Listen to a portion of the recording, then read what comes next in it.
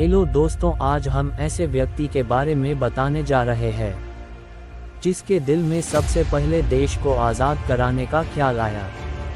हम उस व्यक्ति की बात करने जा रहे जिसने इस देश के लिए अपनी जान न्यौछावर कर दी। उनका नाम है मोहनदास करमचंद गांधी, जिनको हम आज महात्मा गांधी के नाम से जानते हैं। चलिए आज उनके बारे में कुछ जानते हैं। महात्मा गांधी का जन्म भारत के गुजरात राज्य के पोरबंदर क्षेत्र में हुआ था। उनके पिता श्री करमचंद गांधी पोरबंदर के दीवान थे और माता पुतलीबाई एक धार्मिक महिला थी। गांधी जी एक गुजराती परिवार से संबंध रखते थे। इनकी पत्नी का नाम कस्तूरबा गांधी था। महात्मा गांधी जी के 4 बेटे थे, हरिलाल, मणिलाल, रामदास, देवदास। गांधी जी के जीवन में उनकी माता का बहुत अधिक प्रभाव रहा। उनका विवाह 13 वर्ष की उम्र में ही हो गया था और उस समय कस्तूरबा 14 वर्ष की थी। नवंबर सन 1887 में उन्होंने अपनी मैट्रिक की परीक्षा उत्तीर्ण पास कर ली थी और जनवरी सन 1888 में उन्होंने भावनगर के सामलदास कॉलेज में दाखिला लिया था और यहां से डिग्री प्राप्त की। इसके बाद वे लंदन गए और वहां से बैरिस्टर बनकर लौटे।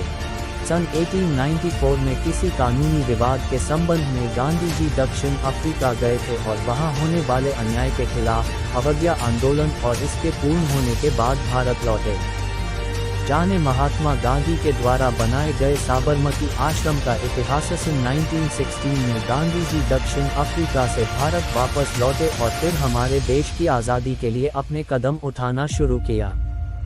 सन 1920 में कांग्रेस लीडर बाल गंगाधर तिलक की मृत्यु के बाद गांधी जी ही कांग्रेस के मार्गदर्शक थे।